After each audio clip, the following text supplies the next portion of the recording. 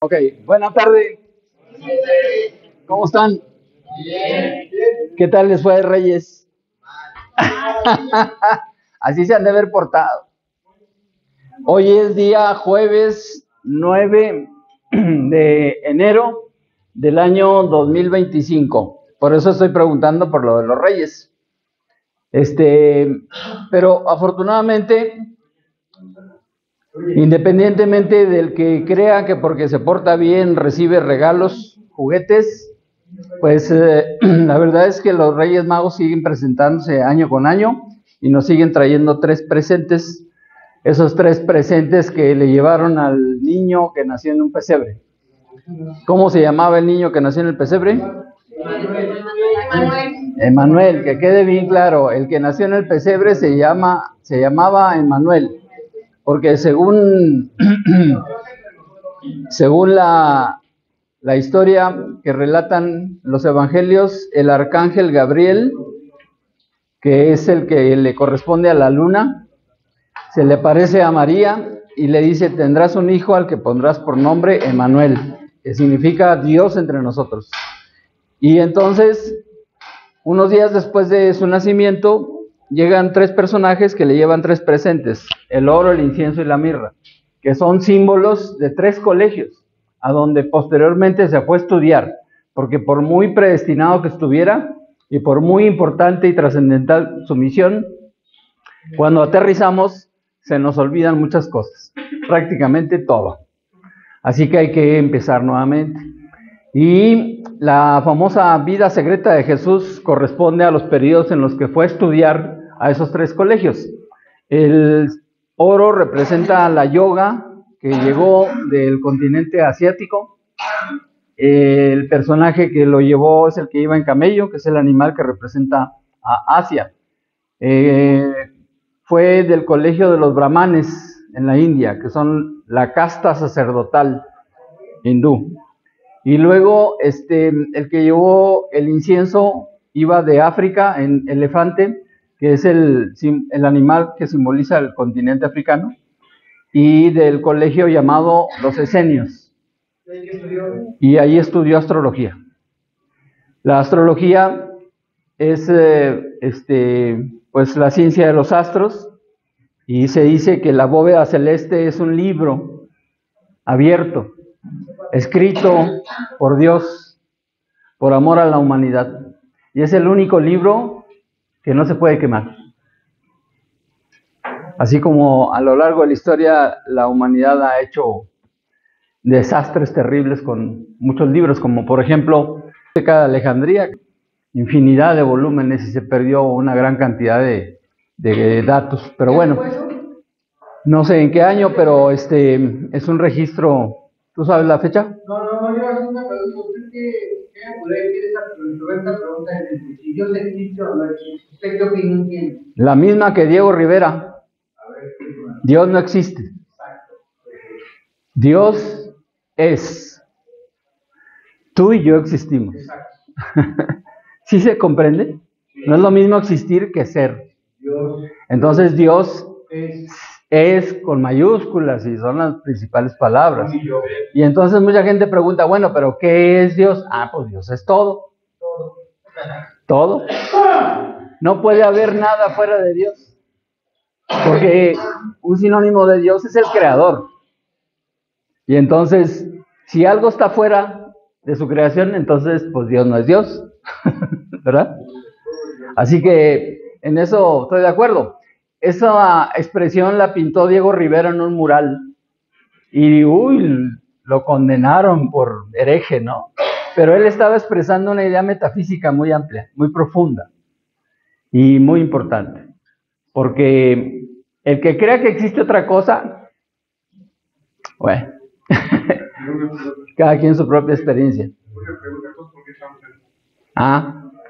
Decía Buda, el maestro Buda, la humanidad está enferma y su enfermedad se llama ignorancia. No es porque no seas hijo de Dios, no es porque estés condenado de ningún tipo. Posiblemente desde el punto de vista de la astrología podríamos revisar tu karma. Pero Habría que revisarlo a nivel individual porque al final de cuentas estamos experimentando. El que aprende astrología empieza a descifrar 3 preguntas. 3. ¿Quién soy? ¿De dónde vengo? ¿Y a dónde voy? ¿Quién eres? ¿Cómo? ¿Eso es lo que tú crees? Pero en realidad así te pusieron tus papás. Pero no sabes quién eres en realidad. Entonces, Emanuel nace y le ponen Emanuel, porque además fue un encargo del arcángel Gabriel. Pero 30 años después cambia su nombre. Cuando lo bautiza Juan a la orilla del Jordán, que fue una prueba, ahí cambia su nombre. ¿Por qué? Porque es un símbolo. Es un renacimiento en lo espiritual. Y entonces inicia primero se retira al desierto, 40 días, 40 noches, en ayuno y a pasar por otras pruebas, las llamadas tentaciones. Pero después inicia su misión pública. Y su misión pública dura 40 meses. Del Sermón de la Montaña, que es el primer acto público, a la ascensión a los cielos, el día de Pentecostés. No a la crucifixión. Lo que dijiste, no, ahí no termina la misión. No, la misión termina en Pentecostés. Como dice Arturo Altair, la crucifixión lo separa, ¿no? También fue una prueba. De hecho, en ese momento alcanza el 4º grado de iniciación real. Cuando inicia su misión pública, él era 3er grado. Y con la prueba de la crucifixión alcanza el 4º grado. Ahorita vamos a hablar de eso. Pero bueno, el incienso es el símbolo de la astrología porque cuando se enciende una varita de incienso, un incienso, las volutas de humo que suben nos indican que hay que mirar hacia el cielo, no nada más para ver si va a llover, sino para estudiar la bóveda celeste.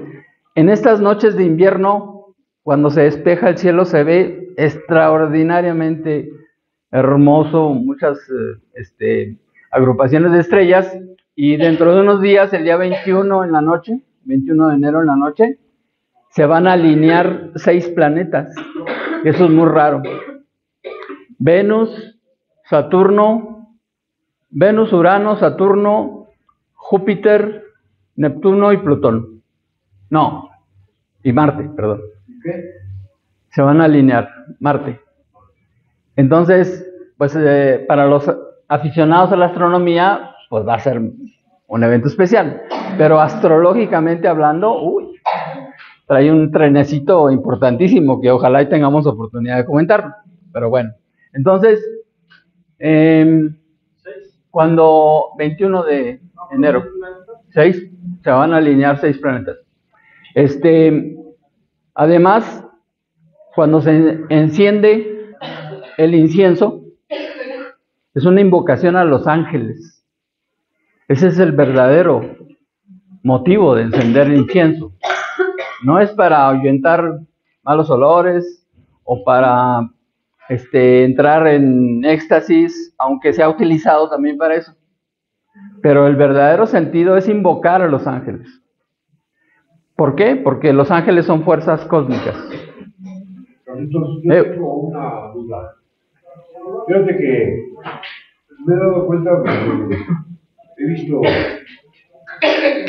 en televisión, antes de que tuviera la computadora, esa de Misión Imposible, que estaba en la computadora, ¿estoy de acuerdo? Sí. Ya la utilizaban esta de desplegada automáticamente. En la serie de la Misión Imposible. Y yo lo vi en el 70 o los 70. Sí, nos tocó la serie en televisión, en blanco y negro, ¿no? Todavía no existía la computadora. Ajá. O sea, esa tecnología yo creo que ya la tienen desde Bueno, nosotros, pues aunque se considere que hay muchos avances tecnológicos y cada día más, pues todavía no alcanzamos los niveles que otras humanidades han tenido en otros tiempos. Y eso, pues son los grandes misterios de la de la arqueología, ¿no? O sea, todavía no se explica cómo se construyeron las pirámides, por ejemplo, ¿no? Las de Egipto, por ejemplo, ¿no? Cuando llegan nuestros ancestros, los mexicas, Teotihuacán ya estaba abandonado. Ya había pasado su gloria y su esplendor. Y la gente que ahora va a Teotihuacán a cargarse de energía, pues están perdiendo su tiempo porque ese lugar ya está seco. ¿Saben cuál está viva? ¿Qué pirámide está viva? La de Cholula. ¿Han ido? La de Cholula, Puebla, es la pirámide más voluminosa del mundo. Y en el centro tiene un manantial. Está viva. Esa sí sigue funcionando. Cholula, Puebla. Sí, claro. Vayan un día. Y además, uno de los pulques más deliciosos que he probado en mi vida, en licuado de mango, ¿ok? Sí, no van a empezar con que ahí nos autorizaron, ¿no? Bueno, entonces, y el tercer regalo, pues fue la mirra, que es el símbolo de la magia. La mirra es una resina de un árbol. Y entonces la llevó el personaje que iba en caballo, que es el animal representativo de Europa. Ese viajó del norte de lo que ahora es el Reino Unido, Inglaterra, Irlanda, todo eso, de la cultura celta. Los druidas eran los sacerdotes celtas. Dos personajes muy famosos, uno de ellos Baltasar, el que llevó la mirra, pero el otro Merlín, que es el de la historia de la espada en la piedra. Que es extraordinaria esa historia también, pero bueno. Entonces, todos esos eventos tienen que ver con este tema que vamos a tratar hoy. ¿Por qué? Pues porque los actos de magia, la mirra es el símbolo de la magia, los actos de magia se realizan a través de los líquidos, principalmente el agua. Y la luna tiene un poder extraordinario sobre los líquidos, sobre todos nuestros líquidos. ¿Ok? Y recordemos que nosotros somos 72% agua. Así que en la medida en la que vamos aprendiendo la relación entre esos fluidos, por ejemplo, en las plantas se ve muy evidente. Hay fechas para sembrar, hay fechas para cosechar, etcétera. Cuando se corta un árbol que se va a utilizar para madera, pero es temporada de aguas, no enciende el fuego igual que cuando se corta en época de secas, etcétera. Hay plantas medicinales que solo son medicinales hasta que se secan, es decir, cuando ya no tienen agua en su superficie. Por ejemplo, el cuachalalate. Cuachalalate es el mejor desinflamante que hay en México. Sus propiedades de desinflamación son incluso hasta el grado de anticancerígenas, porque básicamente el cáncer es una inflamación. Entonces, muy severa, ¿no? Y un proceso crónico degenerativo, pero lo que se utiliza del cuachalalate es la corteza, solo la corteza, y hasta que se desprende sola cuando se seca. Antes no. Es para riñón, ¿no? Para todo. En la Universidad de Chapingo se mezcla el cuachalalate con cola de caballo para el riñón, pero también se mezcla con la hierba del sapo para el colesterol y los triglicéridos. Y tiene múltiples aplicaciones, combinada con otras dos plantas, con la cancerina y ¿cuál es el otro? Es para la gastritis también, o sea, se utiliza, son fórmulas ya muy probadas, ¿no? Que funcionan, pero la verdad es que se puede utilizar para todo. Me refiero para la salud, ¿ok? No vayan a querer tapear con eso, ¿eh? Bueno, sí, te digo que para todo. Bueno, pues desinflaman el piso y ya, ¿no? Ok, entonces el tema que vamos a tratar es la luna natal y en tránsito, que ya en una ocasión lo tratamos, pero como la población aquí es flotante, a algunos les va a parecer un tema nuevo. Sin embargo, pues la recomendación es que cuando ya se empieza a conocer la propia configuración astrológica, sepamos dónde estaba la luna en el momento en que nacimos. ¿Por qué? Porque desde el punto de vista de la cosmobiología, la luna tiene que ver con nuestro mundo emocional. es el psiquismo, es decir, la psique, mejor dicho. Y entonces la psique es la parte subconsciente de la mente humana. Así que vamos a empezar, por favor le das un clic y les recuerdo que esas son el calendario de las principales actividades del signo del macho cabrío que todavía está en tránsito y ya hemos abordado los temas anteriores y hoy vamos a comentar el que sigue. Estos son los temas que vamos a tratar hoy porque son los que están en relación con la fecha. Hoy ya fue, trígono de sanación física. ¿Por qué? Porque tanto el Sol y la Luna están transitando por signos de tierra y la tierra se asocia con lo físico. Pero estoy diciendo que ya fue porque ya terminó.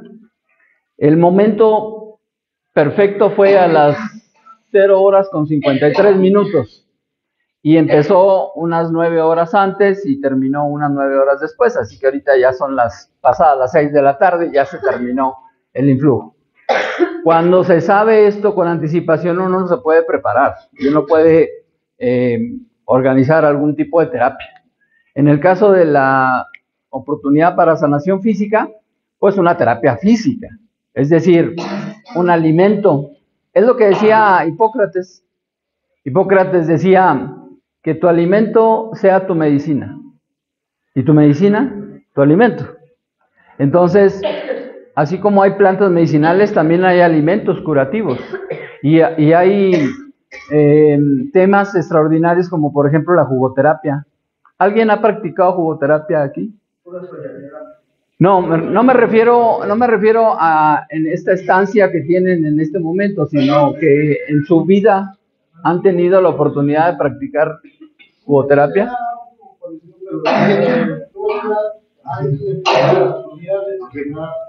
Con un jugo de naranja, ¿no? Jugo de naranja siempre antes de ayunas y pues posteriormente a eso, unas 3 horas, 4 horas después, pues ya empiezo a comer sus alimentos. Ok, la jugoterapia tiene diversas connotaciones. Una es que cuando se aborda un tratamiento naturista, así como le decimos nosotros, se pueden incluir jugos curativos. Hay jugos que son muy buenos para vías respiratorias, otros son muy buenos para el sistema digestivo, otros son excelentes para mejorar la circulación. Muchos jugos se manejan disque para control de volumen y peso, y etcétera. Pero yo soy partidario de que cada quien tome lo que cada quien necesita, dependiendo de la situación. Sin embargo, tuve la oportunidad de conocer varios naturistas. Uno de ellos, el más conocido en estas tierras, Shaya Michan, que murió hace unos cuantos años, pero él manejaba mucho esa cuestión de los jugos y con eso pues se defendía bastante, tenía bastantes personas que atendía. Pero otro personaje menos conocido que Shaya, pero para mí 100 veces mejor que Shaya, fue Florencio Holguín, que fue mi primer instructor de jugos, al cual yo siempre le voy a agradecer su enseñanza, porque me tocó vivir una experiencia muy cercana. Hace más de 30 años tuve una novia que tenía obsesión por estar delgada. Entonces, según ella, había hecho todo tipo de dietas y había probado chorro de opciones y no le funcionaban muy bien. Y bueno, yo decía, esa gordita y un café. Pero pues las mujeres tienen un punto de vista diferente.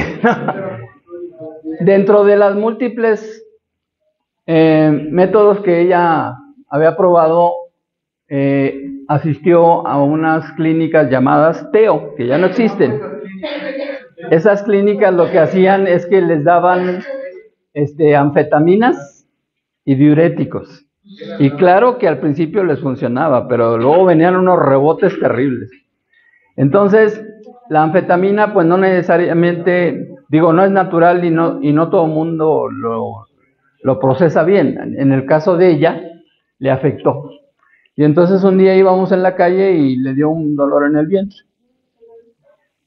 Que fue como ella lo describió como, que le hubieran clavado un picayelos, ¿no? Y entonces a partir de ese día se empezó a sentir mal y la acompañé con el ginecólogo y el ginecólogo le dijo que se le había reventado un folículo en un ovario. Un folículo es como una burbuja que se forma en el exterior del ovario, que es cuando se va a liberar un óvulo. Es como una ampolla, muy simple, ¿no? Y entonces en este caso había sido una expulsión muy severa y entonces estaba sangrando y había que operarla de emergencia, así que fuimos con el papá de ella y sí, mi hijita, lo que mi hijita necesite, así que estoy hablando de hace 30 años. En Médica Sur, 15,000 pesos una noche. La operaron, abrieron, limpiaron la sangrita, suturaron el ovario, cerraron. Y al día siguiente, pues fuera. Toda la alcatre, ¿no? O sea, como una cesárea, pero sin chamaco. Le compré un monito de peluche, un perrito, y le puse, me llamo Folly. Si le das la vuelta, en vez de mi apellido. Fue un folículo.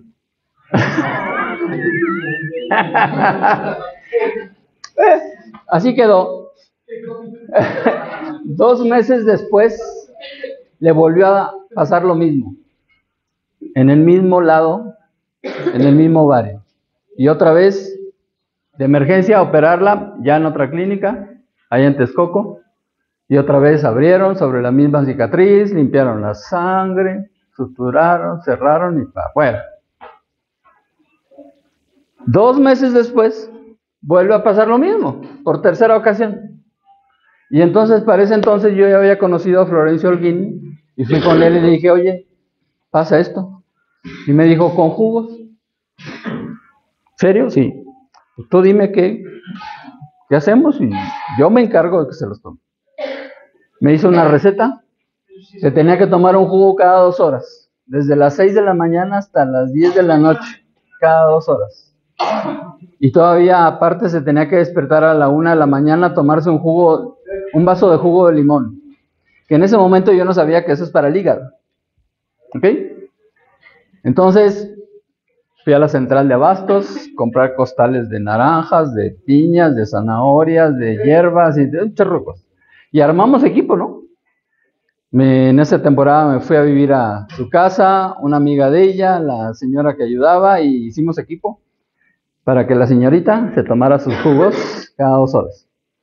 Los primeros 3 días se la pasó en el excusado.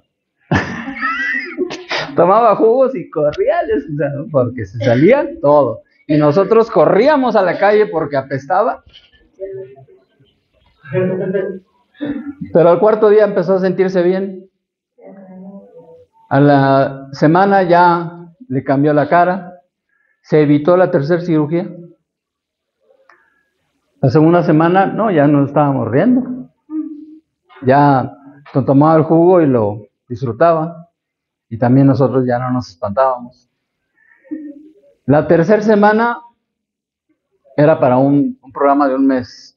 La 3.ª semana yo no recuerdo haberla visto tan linda como en esos días. Porque además bajó de peso, claro. Nomás tomaba jugos. Dejó de comer carne, dejó de comer harinas, dejó de comer todo lo demás, ¿no? Así que terminó la terapia, todavía anduvimos más de 2 años y no se volvió a presentar el mismo síntoma. Así que desde entonces yo me enamoré de la jugoterapia. No, de la jugoterapia. Lo otro cambió, pero bueno. Fue una buena experiencia porque la verdad es que no hay universidades que nos den esas experiencias, que nos enseñen esas cosas en la vida real. ¿Okay? Después encontré un libro del doctor Bernard Jensen, que fue premio Nobel de nutrición, salud. Él también escribió sobre jugos porque contó una historia de una chica que lo fue a buscar como médico. El doctor Jensen, para los que no sepan, fue el que desarrolló la técnica de la iridología. Premio Nobel de nutrición, además. Entonces, él cuenta en ese libro que llegó una chica que traía 13 úlceras varicosas en las piernas y que desde un principio sospechó que era pelagra. pelagra es una deficiencia de magnesio en la sangre. Entonces no hay cicatrización. Y entonces le dijo, te voy a atender pero con puros jugos. El famoso jugo verde, de ahí nació. Y entonces le dijo, la única condición que te pido es que todos los días vas a venir al consultorio, vas a traer aquí las verduras, las frutas, tu licuadora, aquí vas a lavar, cortar, exprimir, y aquí te lo vas a tomar delante de mí. Y sí, tiene las fotografías de las úlceras y luego las fotografías cuando la chica sanó, unos meses después. Así que son casos extraordinarios. Si alguien tiene la oportunidad de vivir una jugoterapia, vívala, es una experiencia extraordinaria y por supuesto tiene múltiples beneficios y además la naturaleza nos ha indicado cuáles son las frutas y las verduras de la temporada. Ahorita estamos en enero, así que estamos en temporada de cítricos. Ahorita hay mucha naranja, mucha mandarina, piñas, fresas, uvas, pero uvas masticadas, no tomadas. Bueno, y entonces, sí, luego salen con que 13 kilos de uva en una botella.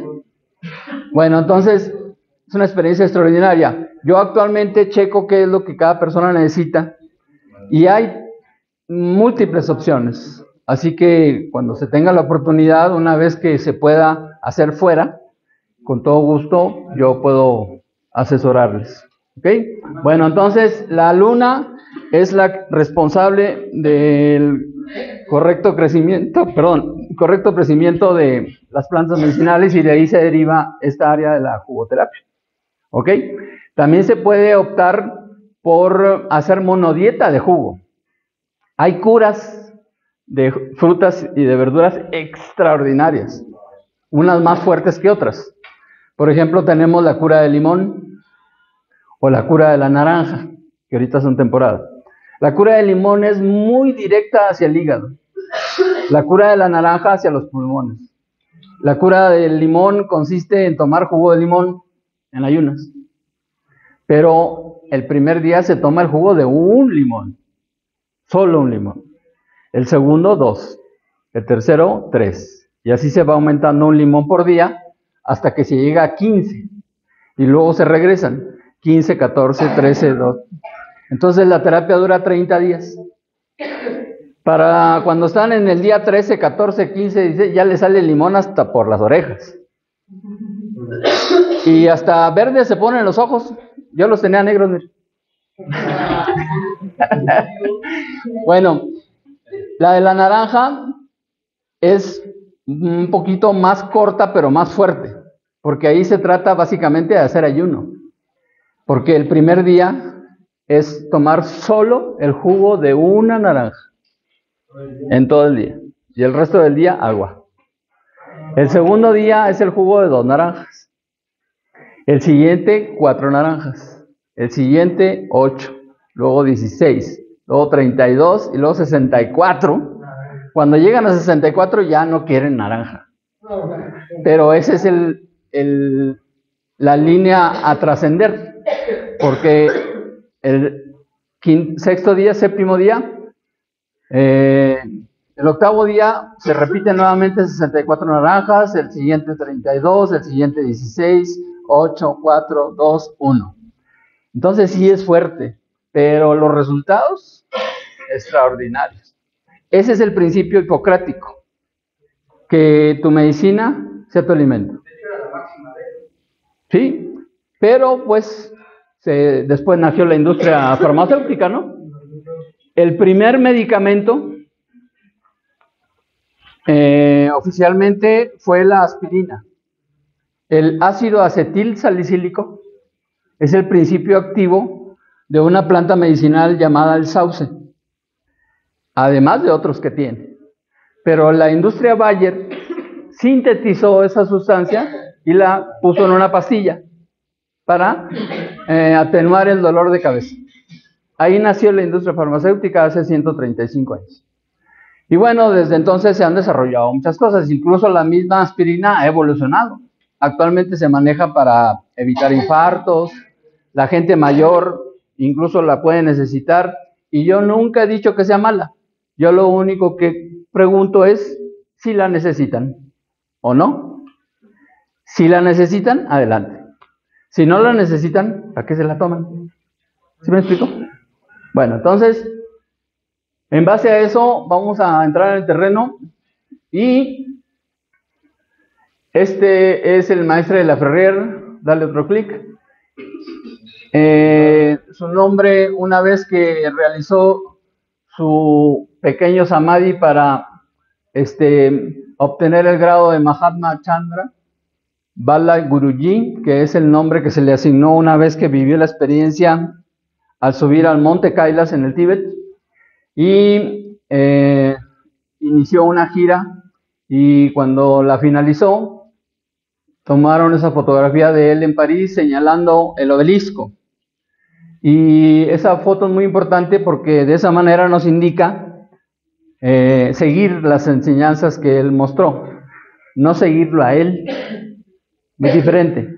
Él siempre se negó a alentar cualquier movimiento que significara ese tipo de cosas, pero sí nos invitó a todos a estudiar, y de eso se trata. ¿Ok? Entonces, uno de las máximas, uno de los axiomas iniciáticos, dale, por favor, un clic, es el que viene en el tercer mensaje, que se llama Los Misterios Revelados. En el segundo capítulo, las páginas 318-320, se subtitula Emblemas y Símbolos. Y ahí nos dice este axioma, que es un juego de letras. Las mismas letras, pero que se van girando. Empieza con la palabra rota. Luego la R se pasa al final y dice otar. Luego la O se pasa al final y dice taro. Y después la T se pasa al final y dice arot. Así que el significado de cada palabra es el que está señalado ahí. Rota es la rueda del devenir, es decir, la celeste, lo que se representa simbólicamente en una gráfica. ¿Ok? Otar se deriva del griego otarión, orejita, o sea, escuchar. Taro, que mucha gente le dice tarot, pero su nombre correcto original es taro. Es el destino y sus dos arcanos. Arcano es misterio. ¿Ok? Así que los 22 arcanos, los 22 misterios, si pusieron atención al documental que acaban de ver, ¿cuántos huesos tiene el cráneo humano? 22. Curiosamente. Y bueno, la cuarta palabra, arot, que proviene del griego arotos, que significa labor. Así que el juego de palabras nos da, vigila atentamente la rueda del destino y labora. Antes decíamos y trabaja, pero resulta que la palabra trabajo tiene connotaciones de esclavitud. Es lo que hacían los judíos en Egipto, ¿no? Los egipcios no trabajaban. Los que trabajaban eran los esclavos. ¿Por qué? Porque los egipcios estaban dedicados a el autoconocimiento, al arte, a la ciencia, a el dominio, etcétera. Y los que hacían la chamba dura eran los esclavos. Así que en lugar de decir vamos a trabajar en esto, no, mejor vamos a laborar. ¿Por qué? Porque laborar tiene un sentido de agricultura. Es decir, primero vamos a buscar una tierra fértil. Y si no es fértil, la preparamos. Segundo, vamos a sembrar una semilla. ¿Sí? Y después vamos a cuidar esa siembra.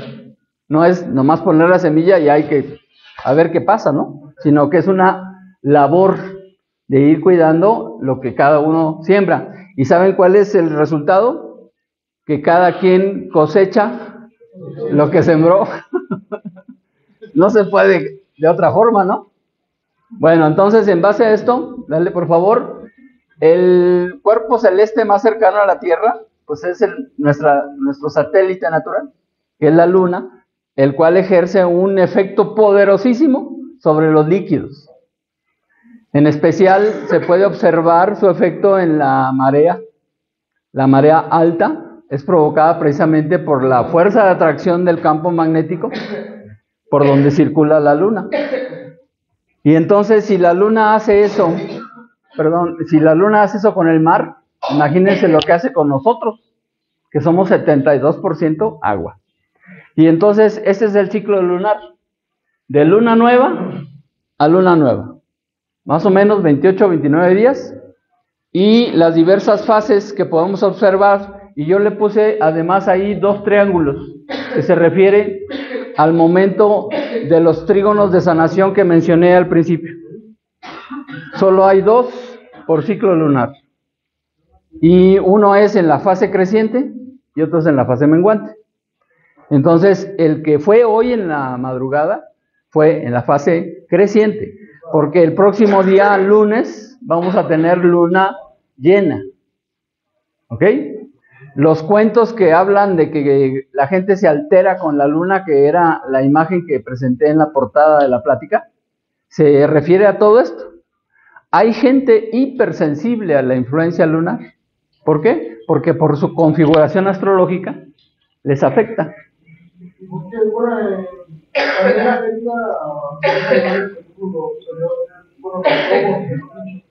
Sí, claro. O sea, la luna ejerce influencia sobre todos los reinos en este mundo, pero de diferente manera. Sobre el reino mineral, por supuesto, el reino vegetal, que es lo que estuvimos hablando de jugoterapia, también el reino animal, muy en específico ciertas especies, pero también a nosotros. Lo que pasa es que nosotros como ya tenemos conciencia, entonces ya no le ponemos tanta atención a eso.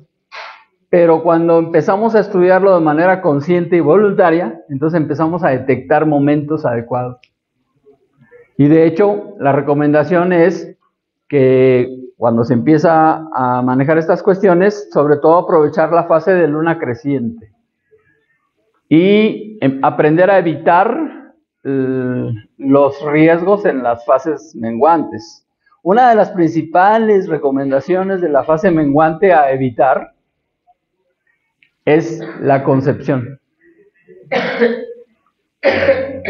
¿Quién tiene hijos? ¿Y se acuerdan si era luna creciente o luna menguante cuando lo hicieron? Bueno, entonces, los que no sabíamos eso, en la primera ocasión que tuvimos hijos, es como las hojitas al viento, ¿no?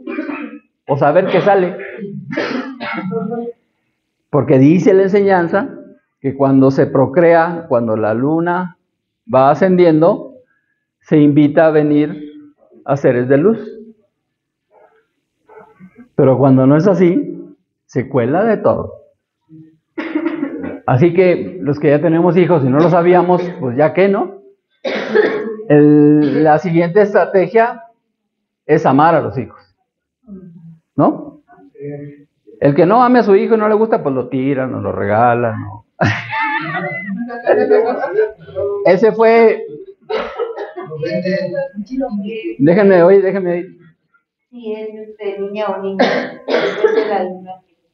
No, eso depende más del momento de la procreación. El que determina el género es el varón.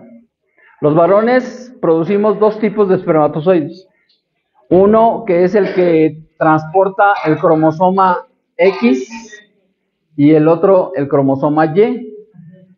La mujer siempre tiene cromosoma X en sus óvulos. Así que si un espermatozoide que transporta el cromosoma X fecunda a un óvulo que siempre es X, el resultado es XX, nace niña. Si el espermatozoide que procrea que fecunda al óvulo es el que transporta el cromosoma Y como el óvulo siempre es X, el resultado es XY, nace niño. Lo que se puede hacer es aumentar las posibilidades. Esto me tocó presenciarlo en un experimento de campo en una clínica del Seguro Social hace más de 40 años. Había un pueblito allá en el estado de Nuevo León en donde había familias muy numerosas, llenas de niños buscando a la niña, o llenas de niñas buscando al niño. Y entonces el Seguro Social se dio la tarea, en primer lugar, identificar el día de la ovulación. Se puede saber. Eso se le llama el sistema del moco cervical. Y también hay otro sistema que se llama de la temperatura basal. Son detalles que hay que aclarar. Otro día, si gustan, lo podemos comentar. Pero una vez que se sabe qué día es la ovulación, entonces se recomienda que la búsqueda de procreación sea ese día. ¿Por qué? Porque los espermatozoides que transportan el cromosoma Y son más pequeñitos y tienen la cola más larga, así que nadan más rápido y llegan primero. Y si lo que se quiere es niña, entonces al inverso. No el día de la ovulación, sino un día antes o un día después. ¿Por qué? Porque los espermatozoides que transportan el cromosoma X son más grandes, son más pesados y tienen la cola más corta, pero sobreviven más tiempo. Los que llegan primero y no hay nadie a quien fecundar, pues duran 24 horas y los alcanza el sistema de defensas y los elimina. En cambio, el otro tipo son más resistentes, se tardan más, pero llevan más garantía. Bueno, entonces ese es el ciclo lunar completo, pero de lo que se trata es de empezar a ver lo invisible. Sí, o sea, y bueno, se necesita asesoría personal. ¿Por qué? Porque además de eso, se puede, a través de una correcta alimentación, aumentar la producción masculina de espermatozoides con cromosoma X o con cromosoma Y. ¿También? Sí, claro. O sea, por ejemplo, si yo quiero tener un hijo de algo en específico, No, el marido, bueno, el futuro padre biológico, sí, él es el que va a aumentar la producción de espermatozoides con cromosoma Y o con cromosoma X, según se busque. Sí. ¿Y cómo se fragmenta con la producción de cromosomas Y? Una lana, ¿no? Digo. No, se necesita asesoría personal, porque antes de eso, lo más importante es identificar el día de la ovulación. Y uno de los grandes mitos es que la gran mayoría de las mujeres creen que es normal ser irregular, que es normal tener cólicos, que es normal expulsar coágulos, que es normal cambiar de humor. ¿Y saben qué? Sí es normal, pero no es natural. O sea, es que vamos a aclarar las palabras, ¿no? Me explico. Normal es que ocurre muy frecuentemente. Es normal. Pero lo natural es menstruar cada mes. Por eso se llama menstruación. Entre 28 y 30 días se considera regular. 28 días es perfecto, ¿no? 28 a 30 días regular. Y luego la menstruación debe durar de 3 a 5 días. Ni menos de 3, ni más de 5. Si es menos de 3, pues algo está pasando ahí, que no hay material en el endometrio suficiente. Y si es de más, pues digo, además de incómodo, están perdiendo líquidos vitales. Sin cólicos, sin coágulos. ¿Saben por qué es el cólico? Porque hay coágulo. Es decir, en el interior de la matriz se forma un tejido muy parecido a la sangre, pero no es sangre. Es lo más parecido a la sangre porque la naturaleza prevé que posiblemente va a llegar una nueva vida. Y entonces el mejor material de la fisiología femenina, de la futura madre, es depositado ahí para que si anida el óvulo fecundado, tenga de dónde comer. Para eso es el endometrio. Y entonces, cada ciclo menstrual no se utiliza, se desecha. Entonces, si su sangre no está lo suficientemente sana, en el momento en que se está formando el endometrio, se forman coágulos. Y a la hora que se degrada y debe expulsarse el tejido, se arranca el tejido y ¡ay, hasta a mí me dolió! Eso es lo que duele. Así que lo que acá en Occidente poco se sabe es que todo lo que pasa en la matriz tiene que ver con el hígado. Así que si sanan su hígado, se regula la menstruación. Por ejemplo, y muchas otras que hay, ¿no? El magnetismo es excelente para eso. En fin. Bueno, entonces, Y también eso de lo de los que están en modo candelero, también se puede... No, eso es porque algo está pasando que la energía vital decide dejar de producir espermatozoides para que esa energía se vaya a defenderlos de algo. Lo que quiso decir César es que cuando un varón está afectado de algo relacionado con sus vías urinarias, sus testículos se manifiestan en equilibrio, no en exceso de energía. En un varón debe manifestarse en exceso de energía en una revisión con imanes, porque eso indica que hay una correcta producción de espermatozoides. Si no está en exceso de energía, el cuerpo está diciendo, ahorita no, nada de fabricar muñequitos, esta energía se debe dirigir hacia defender o sanar algo que es importante. ¿Ok? Entonces se le dice canderé porque endulzan pero no engordan. ¿Sí se entendió? Sí. Endulzada. Ok, entonces, sobre este tema vamos a profundizar un poco. ¿Por qué? Porque es importante. Dale un clic, por favor. ¿Saben qué es esa figura? No.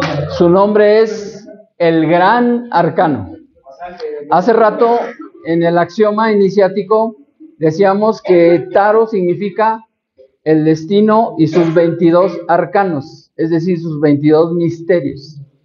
Pero esta figura representa el Gran Arcano, o sea, el gran misterio.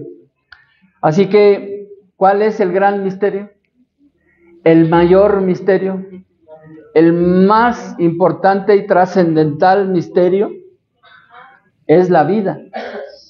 Entonces, esta figura habla de eso. ¿Ok? Pero ¿cómo? A ver, vamos a revisarlo al detalle. Ese mismo círculo, dale un clic, por favor. Ahí voy a montar otra figura. Eso es un indicativo, regrésate al anterior. Sí, por favor.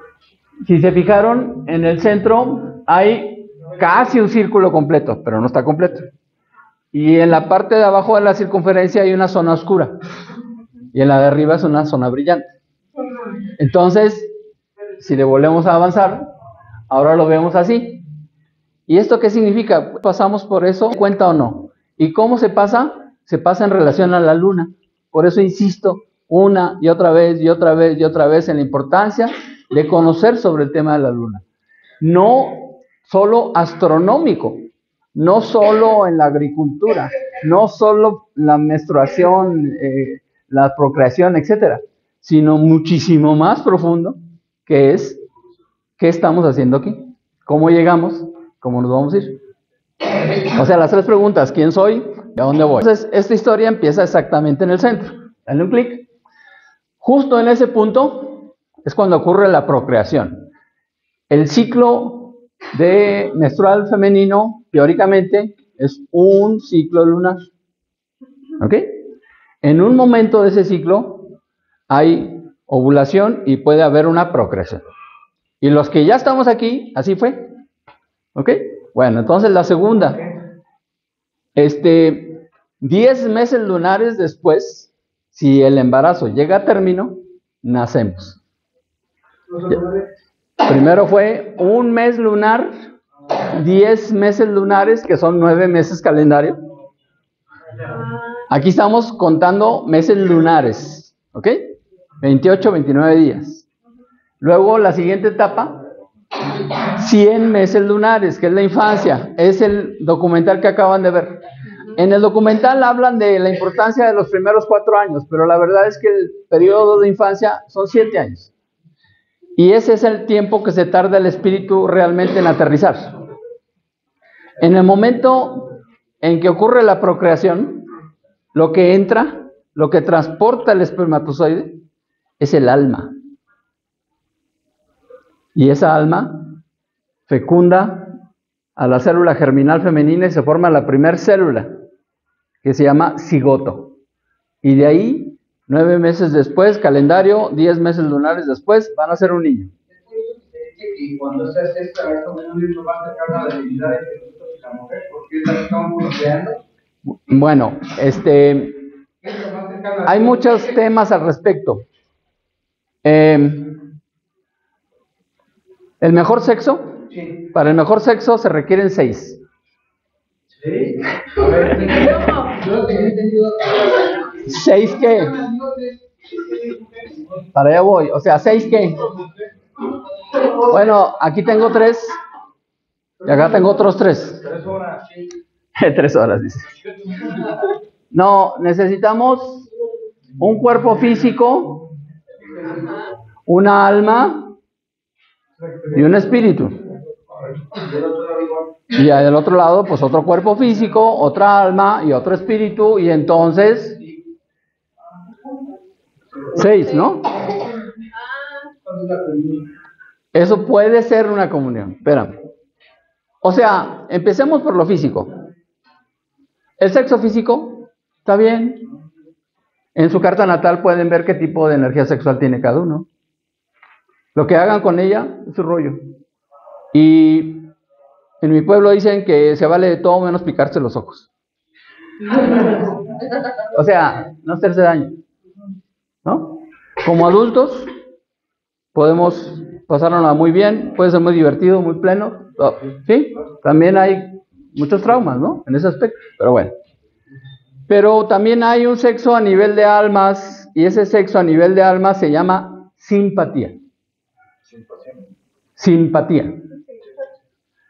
Química. Compañerismo. Sí, porque se siente satisfacción al estar nada más. La gran mayoría de la gente nos atraemos así. Y muchos bajamos a lo físico. ¿Okay? Y desafortunadamente muchas veces se rompe algo de eso. O se rompe la simpatía. ¿Quién se ha divorciado? Que me hablen bien de su ex. Ok. No, yo sí hablo bien de la ex.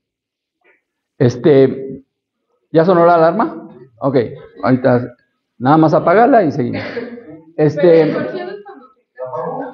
La alarma sí. Ok, gracias. No puedo hablar mal porque me hizo feliz. Primero cuando llegó y después cuando se fue. Pero llenó mi vida de colores. Mi chequera siempre andaba en números rojos. Me sacó canas verdes. Me pasé muchas noches en blanco. Varias partes de mi cuerpo estaban amoratadas. O sea, de colores, ¿no? Pero hasta la fecha la tengo incluida en mis oraciones. Esa parte que dice, y líbranos, Señor, de todo mal. Bueno, cuando la conocí me la quería comer a besos y luego me arrepentí de no haberla hecho. En fin, bueno. Entonces, el sexo espiritual es algo a lo que casi nadie accesa. Y la gran mayoría pues ni le interesa. Pero a nivel espiritual, el hombre puede considerar a la mujer un terreno sagrado. Y la mujer puede, si quiere, darse cuenta del enviado de Dios que tiene. Porque es el que transporta el alma. Así que cada quien decide hasta dónde sube. ¿Ok? Pero el mejor sexo, 6. Ojalá cada quien viva una experiencia adecuada, pero también pues conlleva estudio. Eso es lo que han propuesto 2 grandes civilizaciones, 2 grandes culturas, la Ayurveda y el Taoísmo. En la Ayurveda pues tenemos el Kama Sutra, Pero los occidentales solo ven lo exterior, ¿no? O sea, no ven todo eso que mencionaste tú, la comunión divina, ¿no?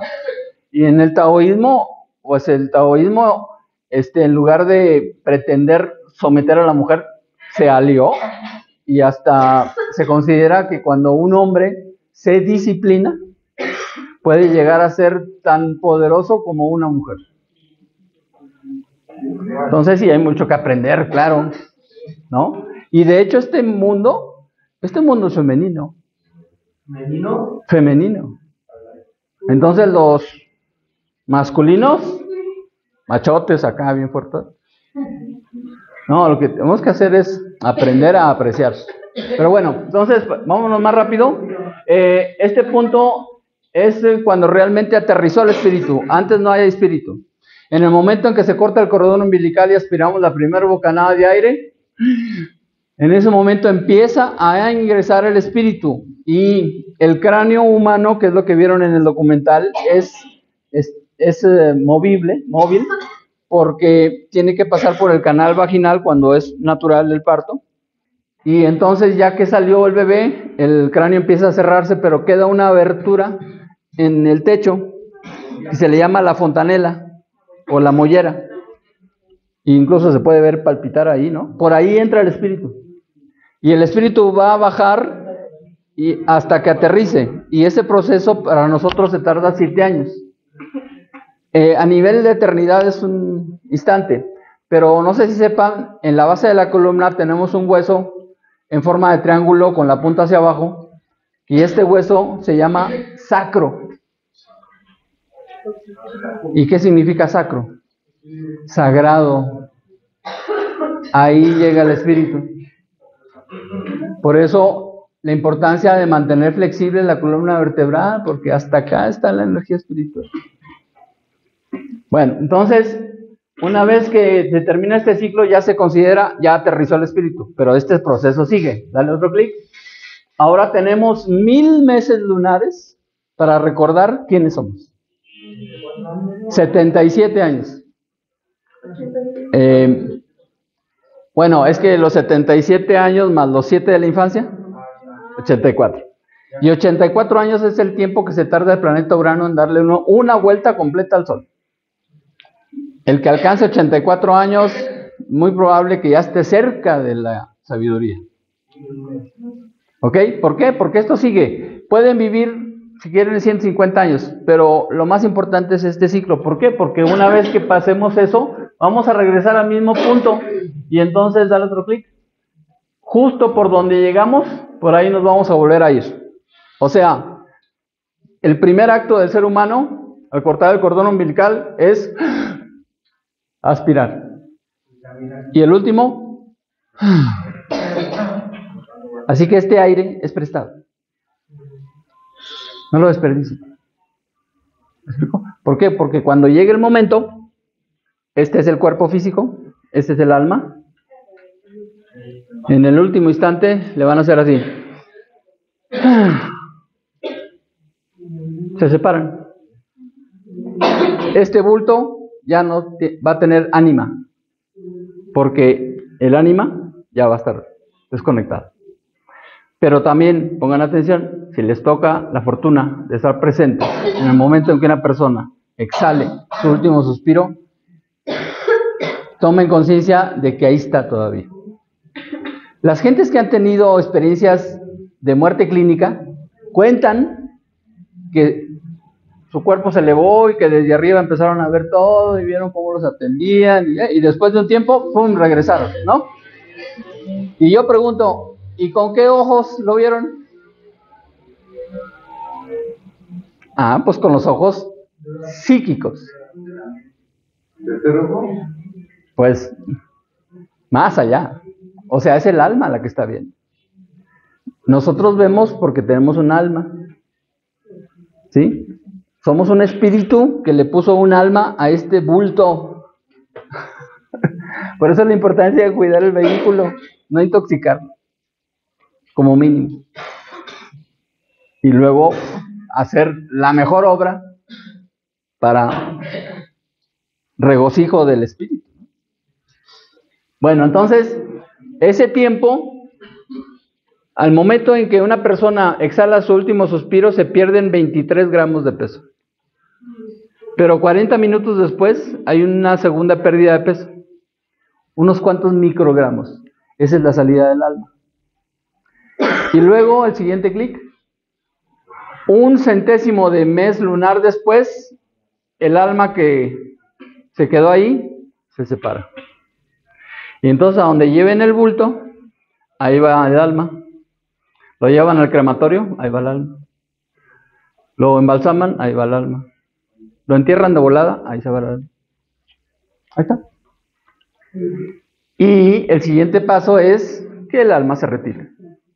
Y entonces es lo que denominamos el juicio de Osiris, cuando nos vamos a autojuzgar. Entonces, cuando dice que cuando uno muere, tarda el novenario en recoger sus pasos. Bueno, el novenario es una práctica religiosa, sobre todo católica, que pues va más allá, ¿no? Pero todo lo que estoy contando viene en el libro de los muertos, el libro tibetano. Libro de los muertos. Que es un documento que ya se puede leer sin ningún problema. La verdad es que solo son 3 días. ¿Sí? Ahora, en otras culturas, por ejemplo la griega, pues, los funerales duraban 12 días. ¿No? Bueno, yo escuché que dijeron que la muerte no es el final. No, pues es lo que estoy diciendo. O sea, el que cree que ya estiró la pata y ya se acabó todo, no. ¿Saben qué? El que se va enfermo de aquí, regresa enfermo. ¿Por qué? Porque esto es una trampa. Dale un clic. A esto se le llama, bueno, se va a reprogramar el regreso, la siguiente vida. En este momento, nos demos cuenta o no, todos estamos procreando nuestra siguiente experiencia. Así que el mejor futuro es un buen presente. Por eso la importancia de que en este presente estemos sobrios, estemos conscientes, estemos dispuestos a aprender otro tipo de cosas. No es nuestra cultura, ¿eh? O sea, por eso no es sorprendente que no lo sepan. Pero al mismo tiempo, por 1000 razones, una de ellas, de que estén aquí, es que me están escuchando, lo quieran o no, y lo siento mucho, pero a mí me invitaron a venir a hablarles de eso. Ya si fuera, quieren ampliar la información, ok, hay muchas fuentes donde podemos estudiar juntos, por supuesto, ok.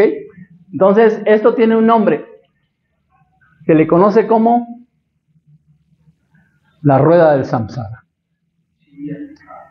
Hemos hablado de que hay movimientos de nuestro planeta con respecto al Sol. Uno de ellos, al que menciono frecuentemente, es el movimiento de Analema, en donde parece que hacia el verano el Sol se mueve hacia la izquierda y en invierno se mueve hacia la derecha. Y les he mencionado que se traza una figura como si fuera un 8 acostado, que es de donde se deriva el concepto de el infinito. Bueno, si se dan cuenta, aquí está la misma figura, nada más que está vertical.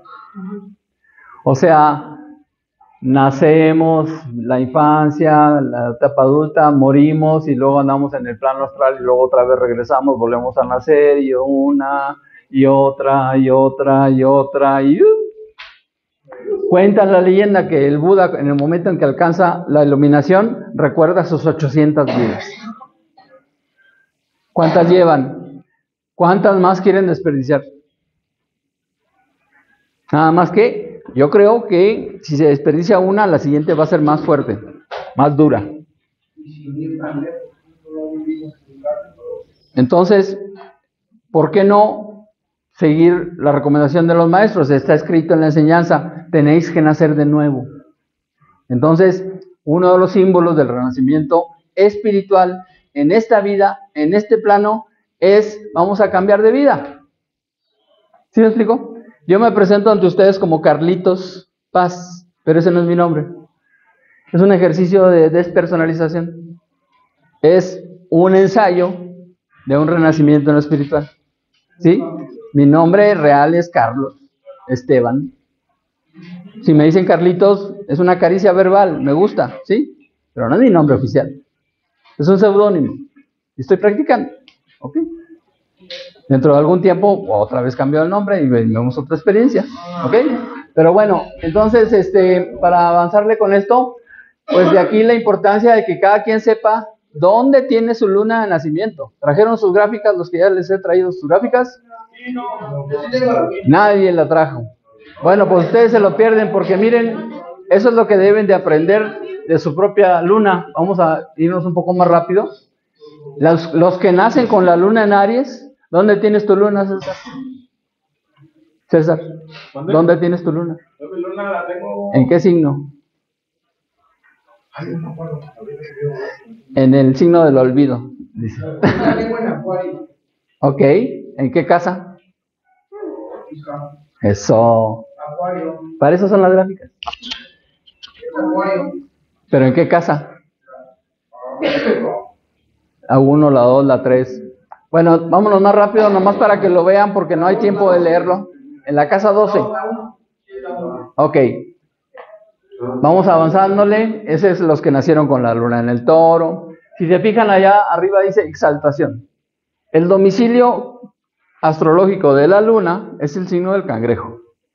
Entonces, la luna, cuando alguien nace con la luna transitando por el signo del cangrejo, la luna se siente en su casa. O sea, se siente bien. Pero luego, si pasara por el macho cabrío, que es el de delante, el de enfrente, vele avanzando para que, en lo que les cuento, porque no van a tener tiempo de leer eso.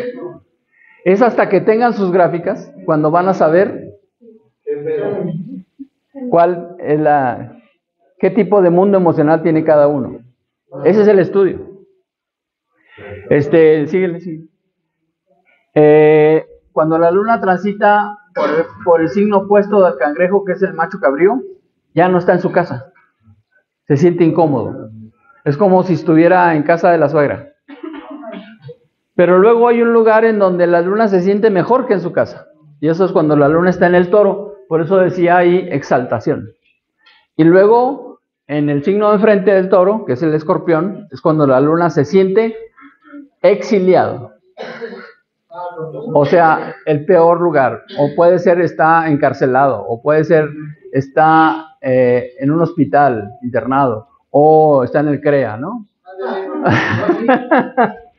Bueno, entonces, todo esto es parte de lo que se va estudiando. Avánzale rápido porque no vamos a tener tiempo de leerlo todo. Eso es la luna en el cangrejo. Hay diferentes personas que nos pueden servir para estudiar estos temas. Dale. Otro. La luna en Leo. Es muy bonita la luna en Leo. La gente que nace con la luna en Leo son buena onda. Dale otro. La luna en Libra, híjole, son encantadores, pero sufren mucho. Porque tienen el grave problema de querer quedar bien con todo el mundo, lo cual es imposible. Pero en el vano intento por lograrlo, terminan sacrificando muchas cosas. Dale. La luna en el escorpión es lo más secreto, lo más intenso que puede haber. Pero miren, bueno, ya. La luna en Sagitario, yo iba a mencionar Charles Chaplin, Uri Geller, Truman Capote, no sé si conocen esos personajes, pero son muy ilustrativos para estudiar. ¿Okay? Bueno, entonces, los que nacen con la luna en Sagitario, igual que el ascendente Sagitario, les encanta la pachanga. Y esos corren mucho riesgo en la cuestión de las adicciones. Y bueno, el macho cabrío, ¿vale? Esto hay que estudiarlo, ¿ok? Esto es diferente al Solar, sí, claro. 3 datos principales. Número 1, ¿en qué signo estaba el sol en el momento en que nacieron? Número 2, si naciste de noche, sí hay sol, lo que pasa es que está del otro lado. Número 2, ¿en qué signo estaba el ascendente en el momento en que nacieron? Y número 3, ¿en qué signo estaba la luna en el momento en que nacieron? Esos son los 3 principales datos. ¿Por qué? Porque la luna, además de simbolizar nuestro mundo emocional, también nos indica nuestro pasado. Y el que conoce su luna, la primera lección es, ya no hagas eso. Es el pasado. No lo puedes cambiar. Pero te puedes servir para saber por qué estás aquí. Ok, bueno. Y bueno, esto se sintetiza. Dale un clic. Esa es una tabla. Ahí déjalo. Esta tabla es la que sirve de consulta porque son palabras clave. ¿Sí? Si tú tienes la luna que representa las emociones en el signo del aguador, emocionalmente indiferente, pero además en la casa 12, es lo que dice tu mapa. Ok, si le damos el siguiente clic. Y ese no lo puedes, Sí, claro. Si se portan bien. Yo sí. En la casa 12, insular. ¿Qué significa insular? Tienes tarea. ¿Cuál es la casa de Escorpio? Insular. Insular. Son palabras clave. Hay que saber bien qué significa. La casa natural de Escorpio es la casa 8. La 7. Pero insisto, hasta que no sepan a qué hora nacieron, no podemos hacer una gráfica que nos indique exactamente dónde están estos datos. Por eso, pidan sus datos a quien tenga sus datos en su acta de nacimiento, a su mamá, su papá, su abuelita, su abuelito, su tío. Y en último de los casos, si no se tiene, hay formas de investigarlos. ¿Sí sabes a qué hora naciste? A las 9:15 de la noche. ¿De qué día? El 2 de octubre, eres Libra. Así a ojo buen cubero, cada 2 horas a partir de las 6 de la mañana. 6 a 8, 8 a 10, 10 a 12, 12 a 2, 2 a 4, 4 a 6, 6 a 8, 8 a 10. Entonces, 8 signos. El primero es tu signo. En latín, Libra, Escorpio, Sagitario, Capricornio, Acuario, Piscis, Aries, Tauro. Eres ascendente Tauro. Pero todavía falta ver dónde estaba la luna. ¿De qué año eres? 2005. 2005, ok. Bueno, para eso son las gráficas, ¿no? Pero impresas sirven de estudio, ¿verdad? Ok, bueno, dale. Y para finalizar, aquí está la imagen completa de lo que es el gran arcano. Dale un clic, por favor. Y ahí podemos ver que, regrésate uno, no sé si se habían dado cuenta, pero ahí hay una X. Bueno, ya la resalté, dale una X. En realidad no es una X, pero para nosotros sí es una X. Es la letra Ki en griego. Y esa letra es la primera letra de 3 palabras que son clave para realizar este gran arcano, que es, las 3 palabras son las siguientes: Cone, Cruzos y Cronos. Empiezan con la letra K, que es el Ki. Esa X en realidad es la letra K para nosotros. ¿Ok? ¿Y qué significan esas palabras? ¿Vale? Es el oro, Cone es el oro, Cruzos es el crisol y Cronos es el tiempo. ¿Quién es Cone? Es como debemos ser como el oro, incorruptibles, el metal más precioso que hay, el oro. El oro se asocia con la conciencia. Y Cruzos, el crisol, este es el crisol. Si este crisol es el adecuado, puede recibir oro. Y para ello se requiere tiempo. No puede ser así nomás porque sí. O porque ya me uní a un club, ya. No.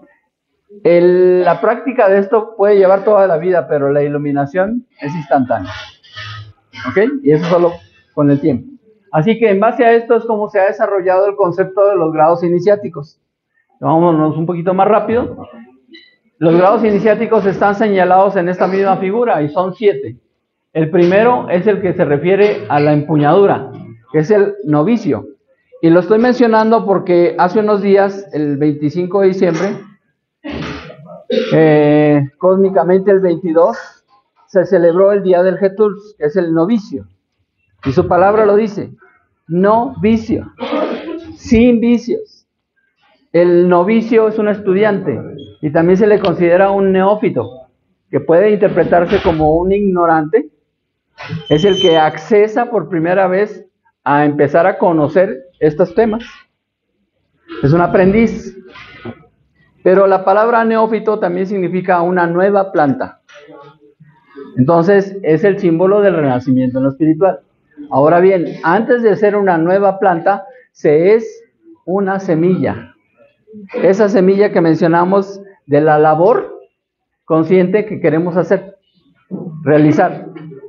¿Y qué significa ser una buena semilla? El servidor. El servidor es la semilla. Así que antes de ingresar a ser un estudiante, primero se sirve. Porque el que no sirve